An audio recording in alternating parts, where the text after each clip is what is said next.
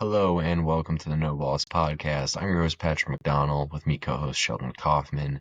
Today will be an abbreviated NBA biweekly recap. For those who don't know, there have been very few games played since our last recap, partially because that was only 10 games or 10 days ago instead of the normal 2 weeks. And also, NBA just clears out schedules for the in-season tournament. So there have been very few games. But we're still going to you know go ahead and recap everything that's happened over the past couple weeks. Sheldon, I'll let you go first. Any huge storylines that you want to start with here? Dennis Schroeder got traded to the Golden State Warriors. I think that's pretty big. They gave up, I think, 3 second-round picks, which for the Nets, not a bad haul for Schroeder at all. I think they got the Anthony Melton as well. Huge pickup for Golden State.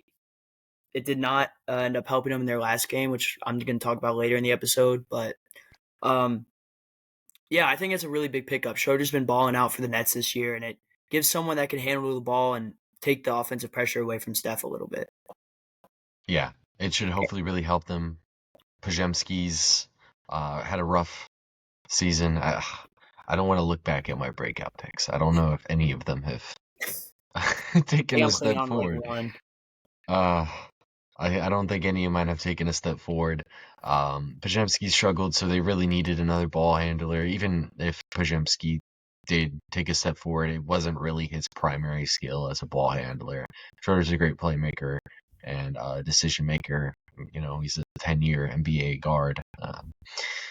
Good addition. He can play some defense. His shot's okay. I think this is a good addition. They ended up sending a first round pick Oh, with Schroeder. So it's kind oh, of like two first round picks is the haul, but it really just depends on what those second round picks end up being. Regardless, I think it's a good return for Schroeder. I think it's a good pickup for Golden State. Melton was hurt, wasn't going to play for the rest of the season. Uh, Good addition. And what do you have on Golden State that you want to bring up? We'll start there. oh. Well, they got embarrassed last night. They lost 143 to 93, and two of their stars were held to less than 2 points. The big one being Curry. He was held to 2 points on 0 for 7 shooting and 0 for 6 from three, and he played 24 minutes, so it wasn't like he wasn't playing at all. And then Draymond Green, who played 19 minutes, only got one steal. That was his only stat of the game. So and it was like the Grizzlies. So I mean, it let the Grizzlies put up 144. The Grizzlies have been balling though, Pat. Yeah, They're the second seed in the West right now, which is might be surprising, but Ja's been just doing so good, and they have the pieces around them, and all of them are clicking right now. So Grizzlies are a very interesting team, Pat, and they just absolutely killed the Warriors, who were we were talking about them. They're not the worst. They're definitely a good team that shouldn't be being blown out by 50 points. yeah. Um, but yeah, Uh, Stylistically speaking, with the Grizzlies, have you seen their new style of play that's kind of shaking things up here? I don't. I refresh my memory, Pat. They don't set ball screens, Hmm. so they're running no pick and roll. They are really in tune with how they move off the ball, clearing space out for guys to attack. Cutters all the time. Everybody's cutting. It's Draymond Green spoke about it like 2 weeks ago, not after this past game, saying that they just play weird basketball, and Yeah. I think it's very interesting. I'm not sure how far it's going to take you because it really relies on you to kind of self-create advantages, which a Do you lot think of the that's time they can. do you think that's sustainable in like a playoff type of series? Not as much, because when you face better teams, they're going to have better defenders. You can get away with it a Yeah. lot of the time in the regular season when, teams aren't going to do their best to keep matchups, but, and John Morant's going to help you a ton because he is an immediate advantage to where he can just run past you. Um, Yeah. but you get NBA postseason time. There's very little poor defenders out there for you to isolate against, even if you can manipulate space, like Hmm. Memphis has done. And then uh, when you want to find a good matchup, typically the best way teams force switches is through pick and roll. You get you Yeah. get some you get some mismatches through there, and I'm interested in how they adapt once it becomes playoff time. I would think that they run a little bit more pick and roll, at least to get some matchups. Uh, and they have relied a little bit more on Jaren Jackson isolations, and he's looked awesome and making me look like an idiot, even though I said that I was an idiot on my top 50 list. So, um, Memphis has looked good. Golden State, I think we mentioned it last time that they're slowing down a little bit. Um, we'll see what goes on. Draymond one steal, that's all. Um, let's go ahead and get it out the way. Uh, in-season tournament wrapped up.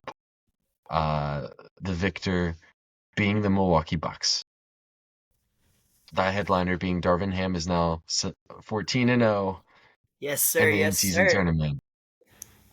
Um, let's talk about Milwaukee.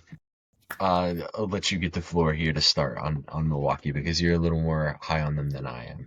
Yeah, well, first off, Patrick, we were treated to some great games with the Warriors Rockets. That was a really good game. The first time the Rockets have beaten the Warriors in like forever. I think it was like 15 years or something. 91-90, thanks to Sengun's 26, 11 and 5 performance. Then the Hawks beat the Knicks, and Trae Young saved the King of New York, Pat. I'm sure you hate to hear that, but it's kind of crazy what he does every time he plays the Knicks. I mean, he falls out. But let's talk about that game, Patrick. The NBA Cup. I mean, Thunder 5-point favorites. I don't think anybody was expecting the Bucks to blow Milwaukee. out the Thunder, like especially with the way the Thunder have been balling since Isaiah Hardenstein has been there. I mean, it's just really impressive stuff, and it's because of Giannis. So he took home the MVP. He had 26, 19, and 10, recording a triple double, just proving again why, if it wasn't for Jokic, he might be the MVP candidate. Uh, but everyone's just playing good, Pat. I mean, that's just kind of how I would put it. Damian Lillard is starting to come into his own again. He's able to be a very viable second option for them. Bobby Portis has been putting in points. They're just getting a lot of points from a lot of players. Stuff that we didn't see earlier in the season with like Gary Trent not being able to shoot the ball well. Now they have Chris Middleton has been coming off the bench lately a little bit. Um, it's been a resurgence for the Bucks ever since Ham locked in. I guess they're 8-2 in their last 10. They really show no signs of slowing down. Unfortunately, I think Damon Lillard suffered an injury.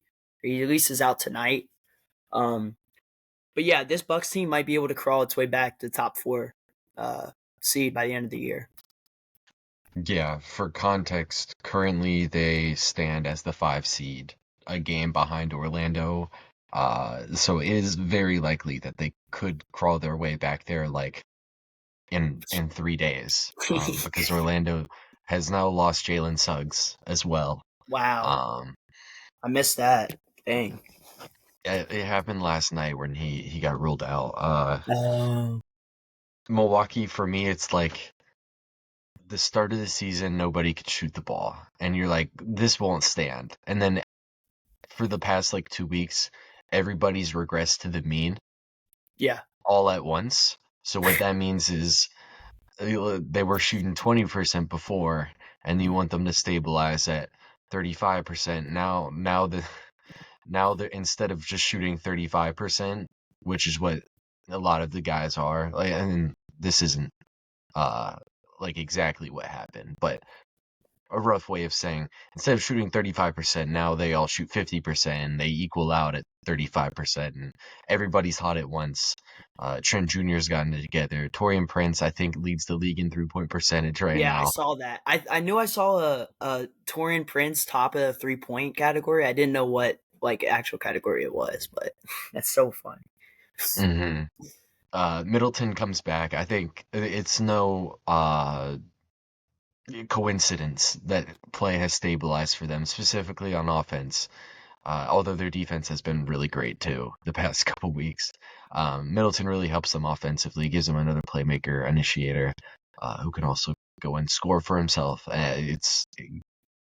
They've been playing their ass off. I really am interested in how they play in the next month or so, um, because not everybody's going to continue to shoot 50%, but I want to see what it looks like when you give them a little bit more time. I do really buy in the defensive improvements just because this has been in the past a good defensive unit. I think their personnel this year is a little better than it was a year ago on that end of the floor. Um, and I have to say, Dame has been better than I thought.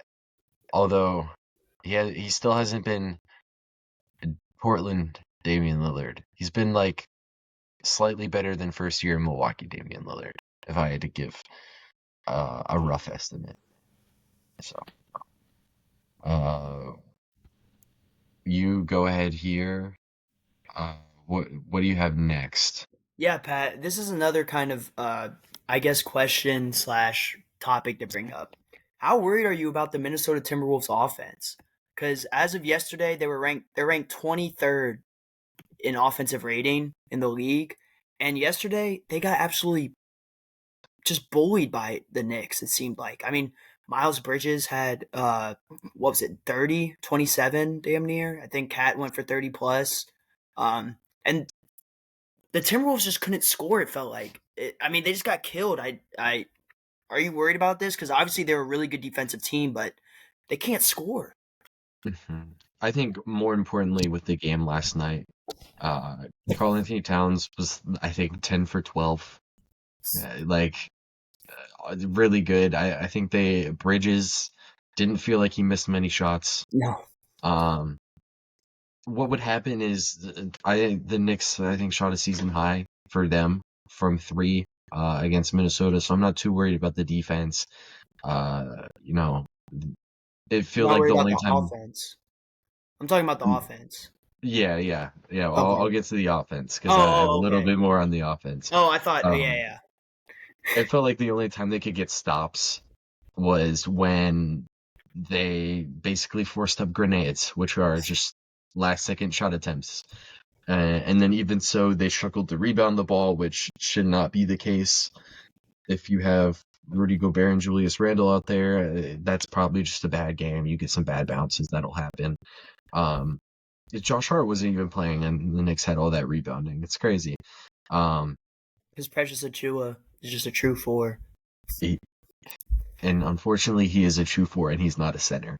Um, but then, even more offensively, I- they just it feels to me like they can't play um on the defensive side of the floor. They want to have a like Nickel Alexander Walker in their starting lineup because he's definitely their best uh perimeter defender, right? Then you have McDaniels off the ball doing a little more help defense stuff, and I think that is something that you can't take away from him by just stamping him on a perimeter score every game.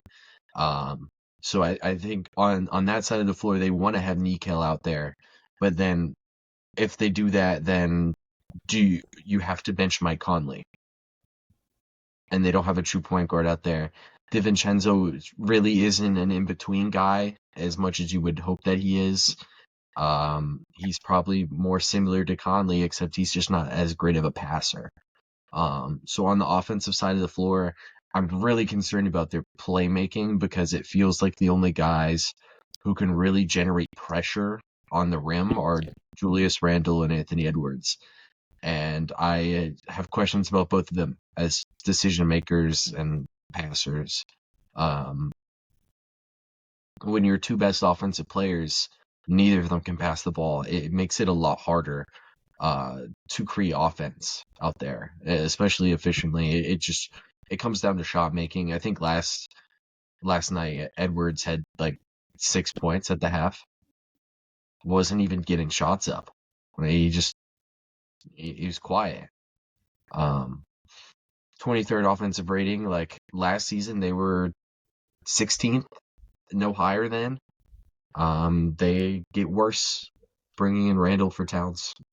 Um, I think this is just what their team's going to be this year, unless they bring in another guy.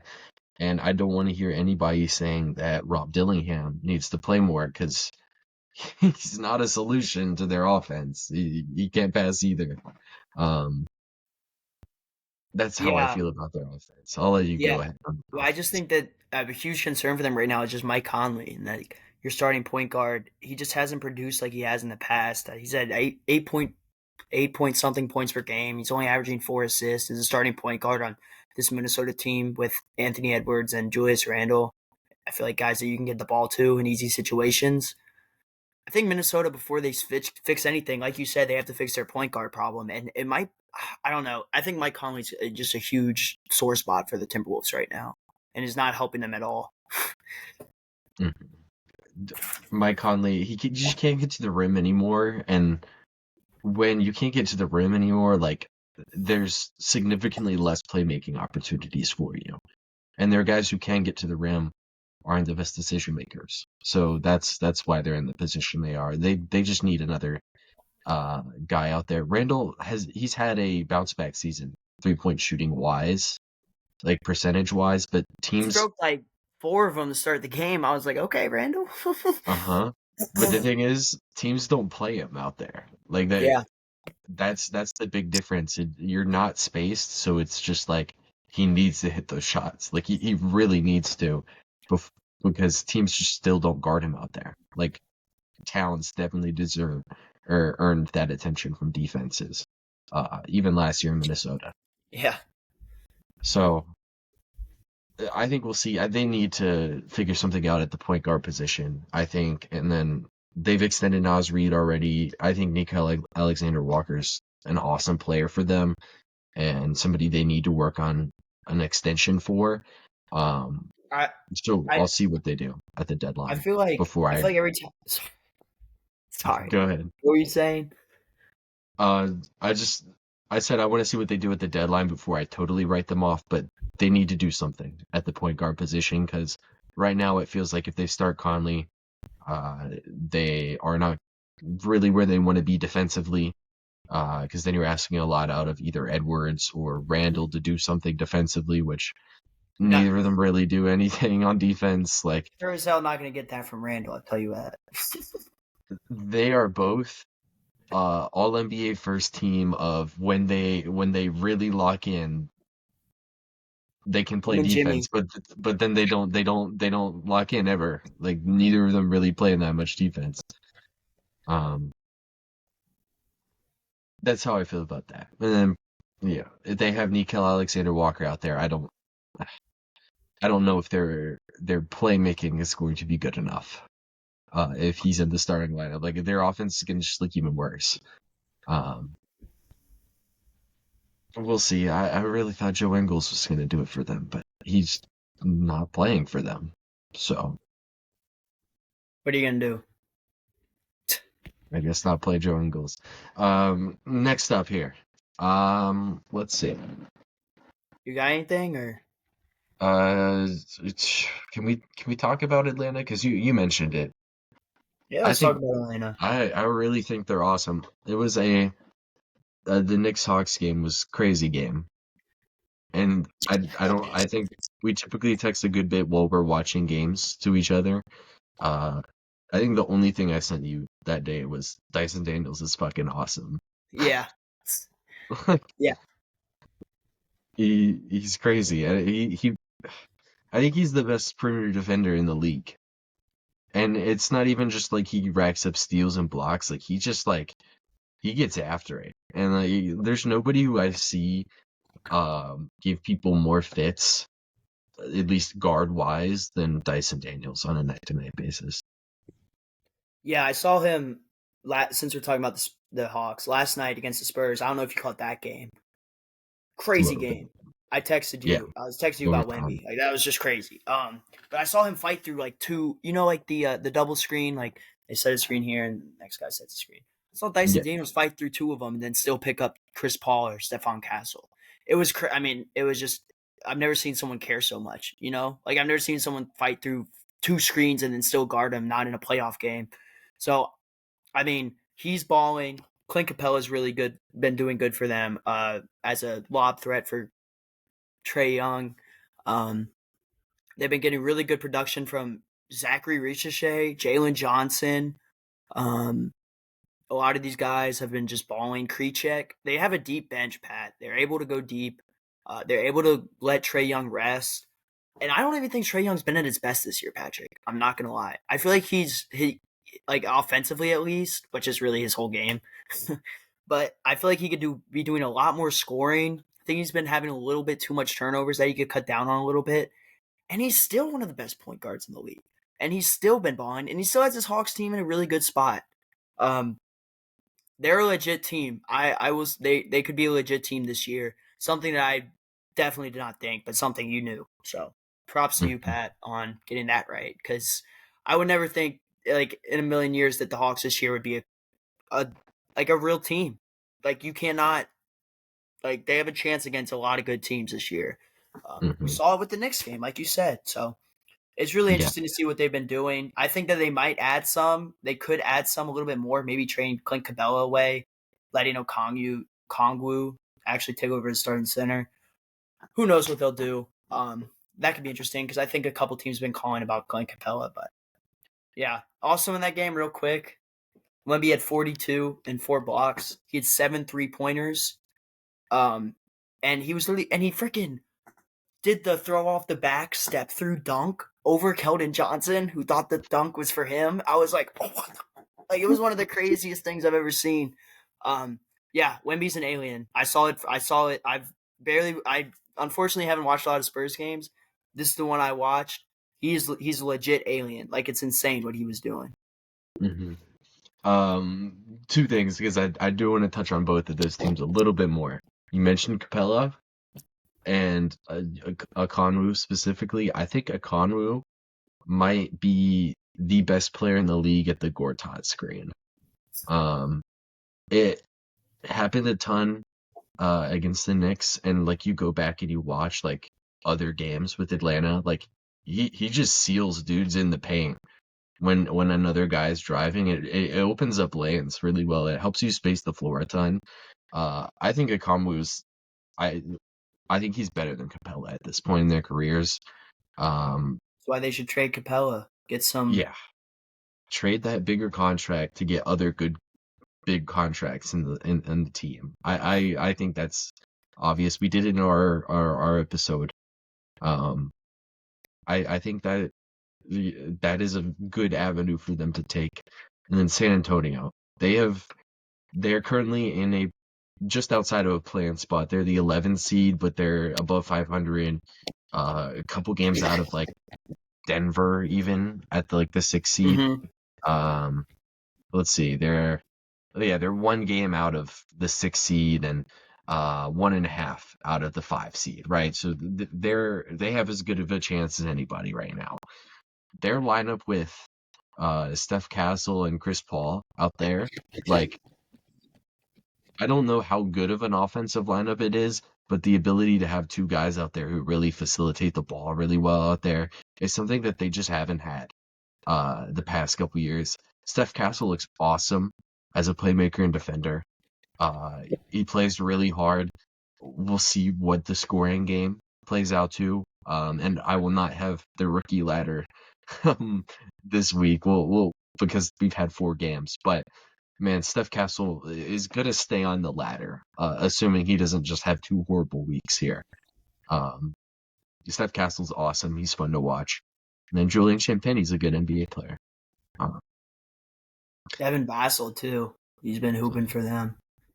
In games that he's played, he's been very injury bugged this whole season. But yeah, and his career in general. Uh, yeah. Also, Chris Paul called game yesterday, which was so crazy. Like he hit a three over a dude to win the game. But yeah, Chris Paul, like I knew this was gonna happen. He was just gonna elevate Wemby to the next level. He's he's at 8 assists per game, Pat. 8 assists per game. This is like CP3 back in Charlotte and No, New Orleans, right? He played for New Orleans. New Orleans. New Orleans, yeah. This is like when he's back in New Orleans right now. He's having fun with the young Bucks. A little playing team for the Spurs. I I think we predicted that. I feel like I did. I'm, Or I'm I think I was close. no, I think we were both just out with Uh, them. I oh, may have gone up to 11 with them, which I really like them. I hope Chris Paul stays. Like is he on a just 'cause, 1 year? yeah, he's on a 1 year deal. I hope he just stays and retires his Spur. He honestly, And just signs an extension. yeah. I mean, if they make the play in, I don't know why you wouldn't go anywhere else. Because like, you get to play with Wemby. That's like free. That's literally free assists. Um, Mm-hmm. like teams try to body Wemby up. Like I saw it all last night. Capella, Larry Nance, hands on him, like pushing him, not letting him get to the block. And he was getting a little pushed around, but it literally didn't even matter because he still would score. I'm talking about Wemby. Um, yeah. So Chris Paul has been a huge addition. Spurs are having fun. It's interesting to watch. Mm-hmm. This offseason, I really wanted them. If anybody was going to trade for Larry Markkinen, I really wanted them to be a Larry Markkinen team. Um, That'd be fun. it's not going to happen this deadline, but it could happen next offseason. They'll have Atlanta picks from the DeJounte trade. Um, they might have picked up a pick for taking on the Barnes contract. I can't remember. It might have only been a second rounder. They have Steph Castle, who's young. They have Devin Vassell, who's young and a good player. This could be a great team. They're very flexible, and I hope they just man. I hope Chris Paul retires a Spur. It makes so much sense. Um, San Antonio is really fun. Um, any other huge? Let's see. I got a Uh, couple more player scores for you if you want. yeah, go over the player scores real quick. Real quick, I don't know if it's just me, Pat. You can let me know, but I feel like everyone's dropping 30, like in games. Like I feel like it's like, is that like a was that a common thing like over the past 5 years? Because I feel like this year it's been crazy with the scoring. Like every box score I looked at, everyone had 30, 33, 33, 36. But I wanted to take some of the high flyers, the above and beyonds, kind of highlight their performances this week. First, we have Luka Doncic. He had a 45-point triple double against the Warriors. He had 11 rebounds and 13 assists. This was earlier on in the week. Um, AD dropped 40 and 16 against the Grizz. 40 points, 16 rebounds. Again, earlier in the week or a couple weeks ago. Harden had 41 on 7 3-pointers made against the Jazz. We've talked about the Clippers before. I'm really high on them. I love the Clippers. Um, I don't know. I think you're kind of on the fence. But the Clippers, they've still been balling. They've still been doing their thing, and they still don't have Kawhi yet. And I think he's supposed to come back next week. I seen. So that's gonna be really interesting to see how that all works out. Maxey had 40 on 6 3-pointers made against Charlotte. In that same game, Paul George turned back the clock and had like 33 on some insane, ridiculous shooting percentage. Um, yeah, that's all. Yeah, that's all I have from the for the player performances. I have a couple other team things. I don't. Do you have stuff right now? Do you have Yeah, stuff? run through one of your team things. Yeah. I'll talk about it. The game that happened last night. It's Sacktown struggles. What's going on in San Antonio, Pat? They just got Sacramento. DeMar DeRozan. I think a lot of people thought they were going to be, unstoppable. They are 13-5, and they're outside of the play-in, Pat.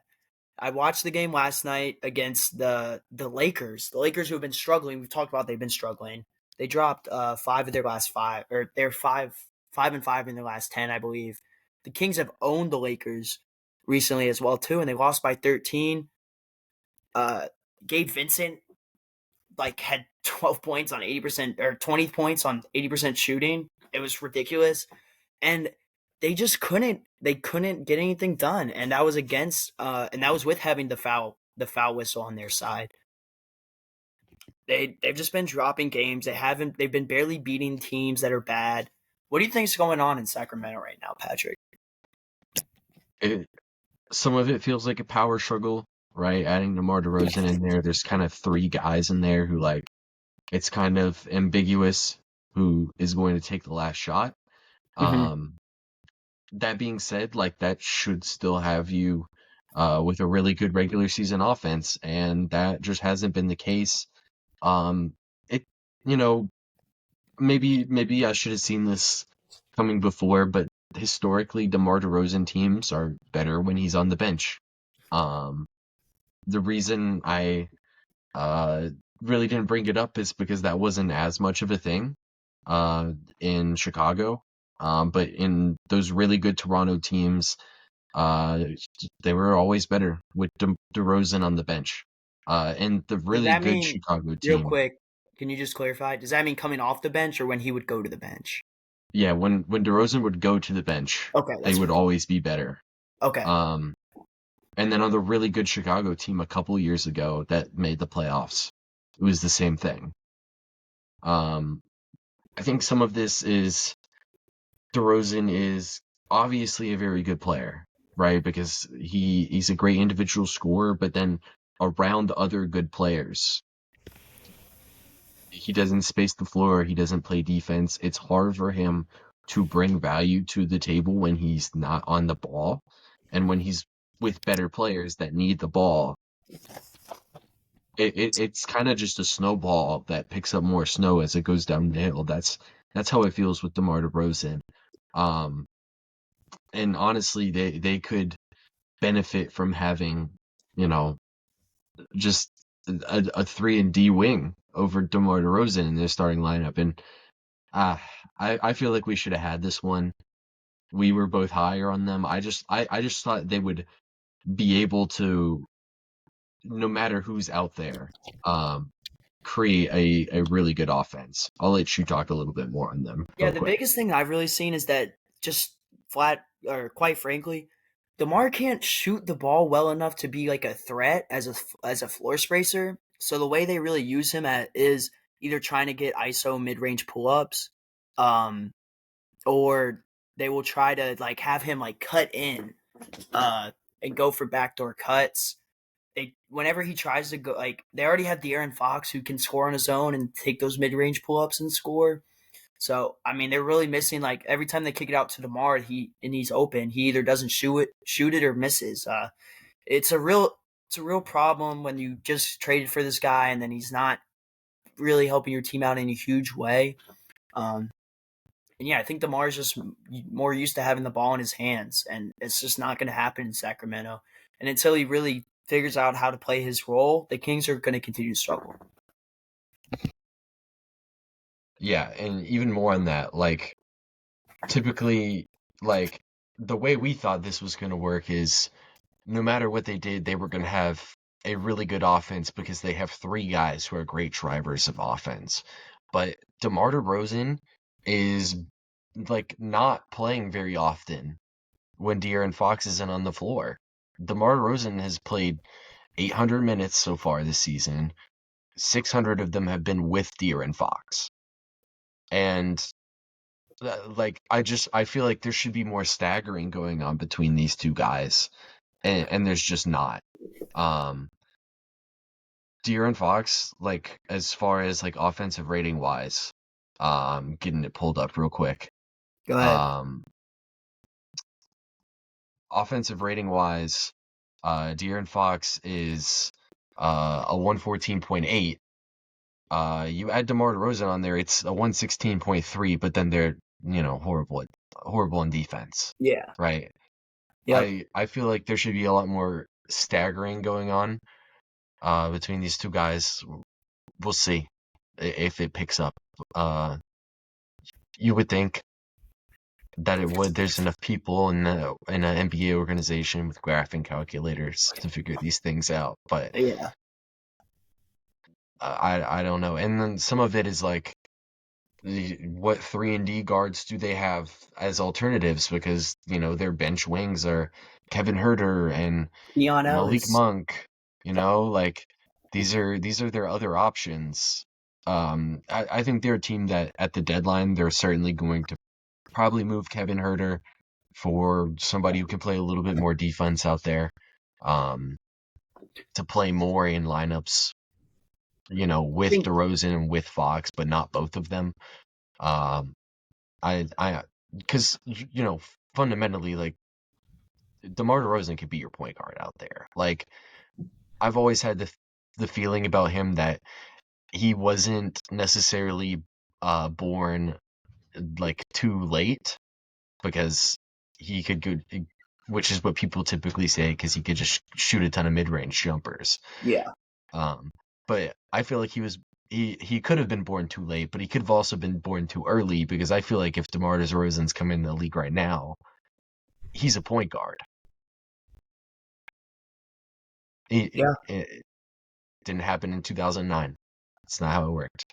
Um, we'll see. I hope they can figure some stuff out. I do think it's a simple trade of Herter and something for a wing I that like can that play defense. because you have Keon Ellis, who I think is probably going to be better than Herter in the long run.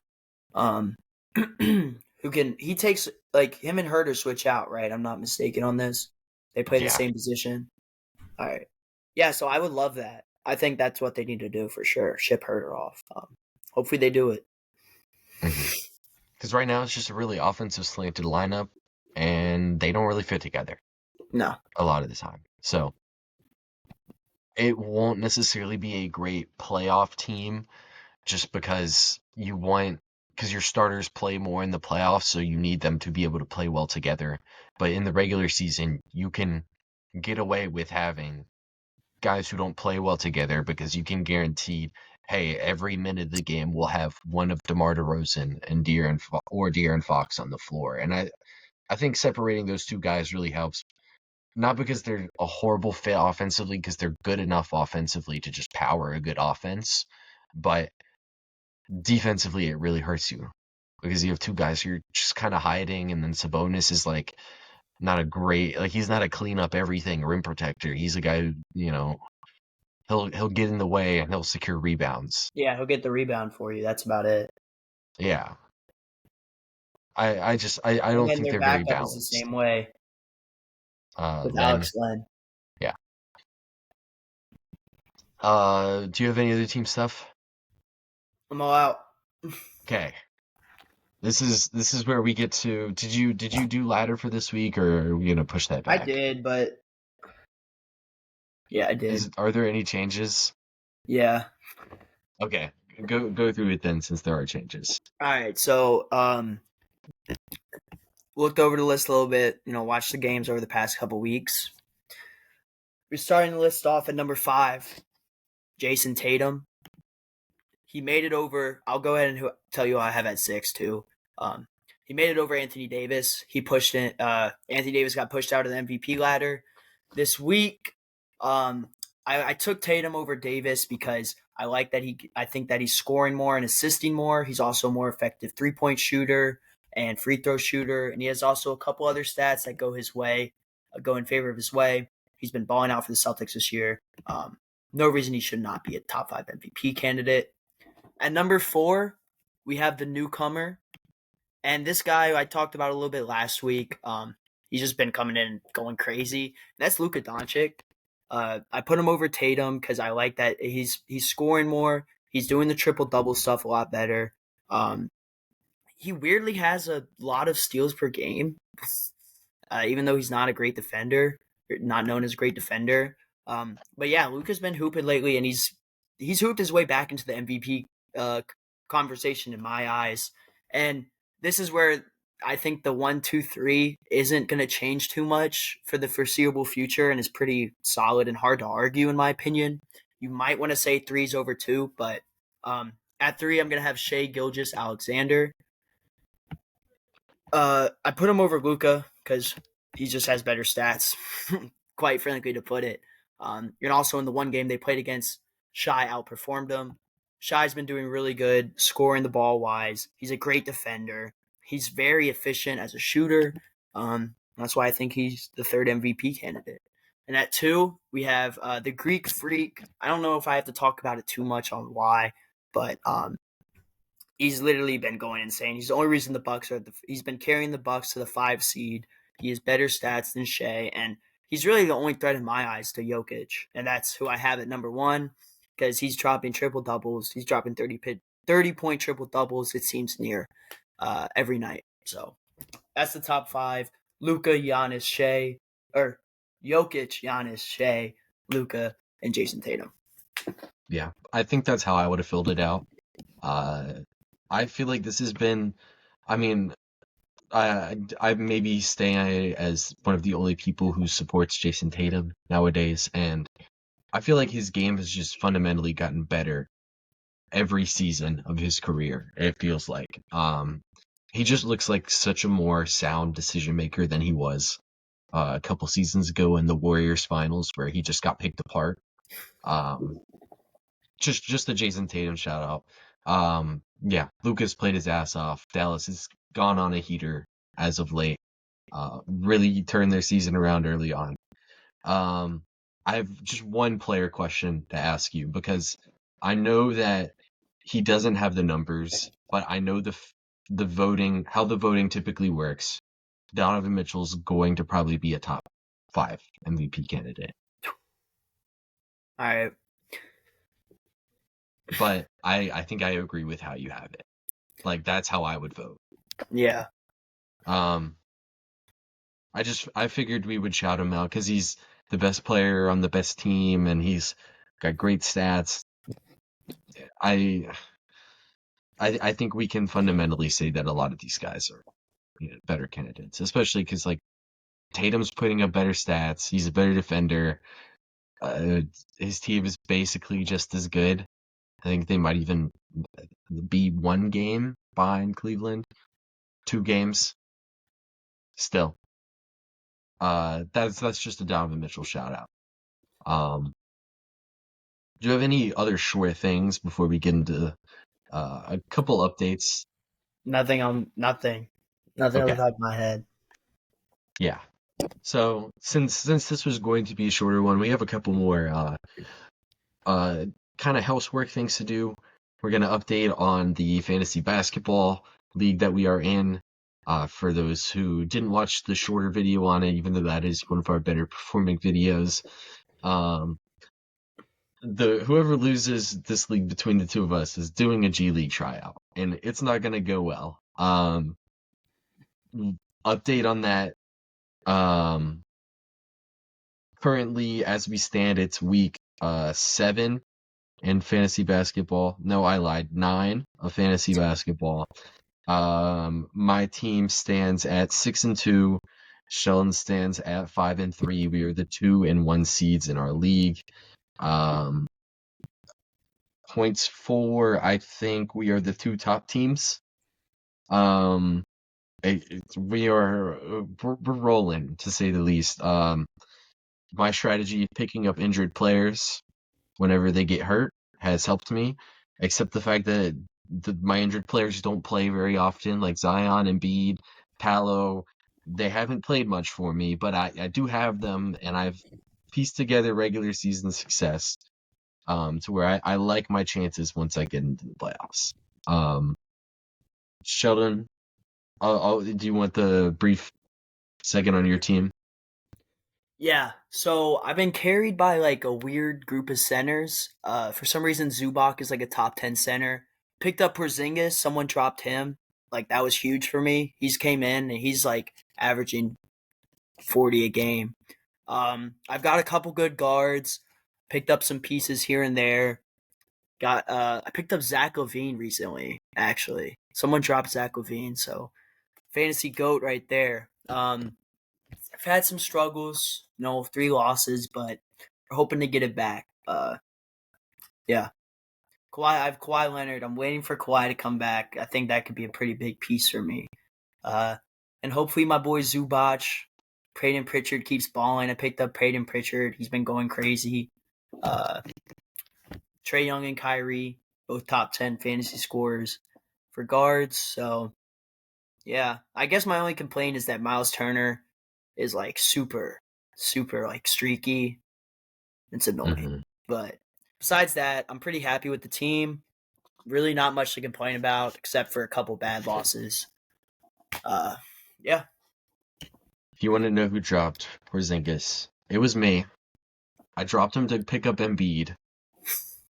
I would think Porzingis has actually outproduced Embiid since then, just because Embiid's played 6 games. Um, I've unfortunately, like, my roster's good to where I don't feel like I can drop somebody for a game anymore, That's just to yeah. rotate points. That's how I feel right now. Because now, like, the worst rostered player for me is like Malik Monk or Josh Hart or Brandon Miller. Like, I don't.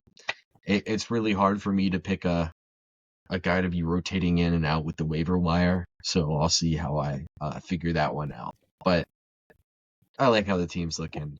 I'm hoping that I will not be doing the G League tryout.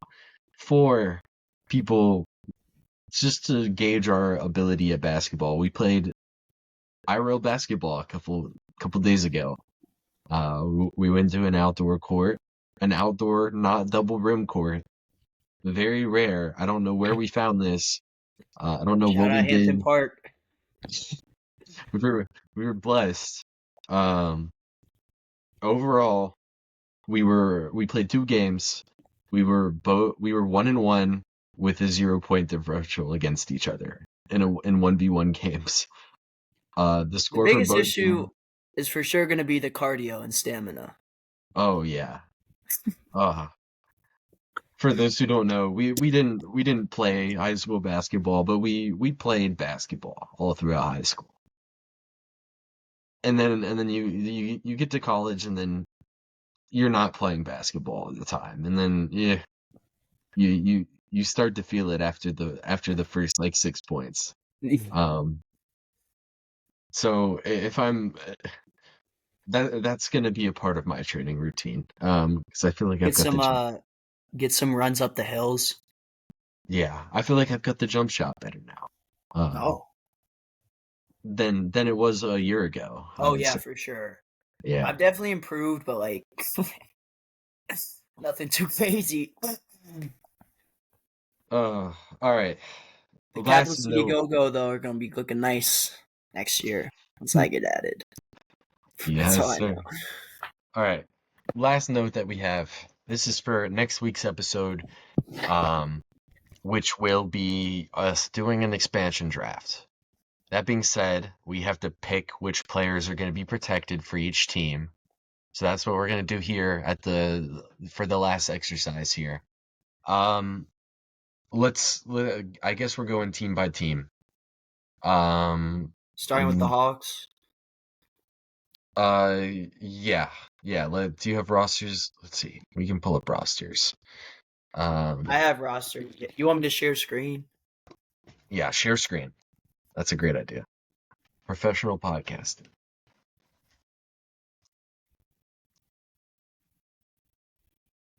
All right. So teams can have 8 players protected. Okay. Just screw it. Just keep him. I would let. Is Patrick Williams still buns? He's been pretty poor this season. He's 18 million for four I years. wouldn't. All right, I'll do the outro for this one real quick. All right. Um, yeah, so that's gonna do it for this one. We actually didn't have enough time. We got through like 10 teams, and we realized that picking which players would be protected would take way too long. Um, we'll, we'll see you guys next week for an expansion draft. Um, that'll be a fun one to do. Yeah, that should do it for this one. This will be a shorter-ish episode. It'll still be about 45 minutes. So we'll see you guys next week. That'll do it for this one.